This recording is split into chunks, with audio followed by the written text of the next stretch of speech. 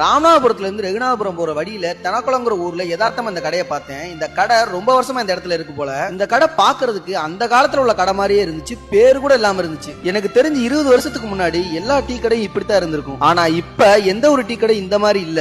இந்த ஒரு கடை மட்டும் தான் விண்டேஜ் ஸ்டைல்ல அப்படியே இருக்கு. இதை ஏன் சொல்றேன்னா, இன்னுமே விறகடுப்பை வச்சுதான் டீயும் பலகாரமே போடுறாங்க.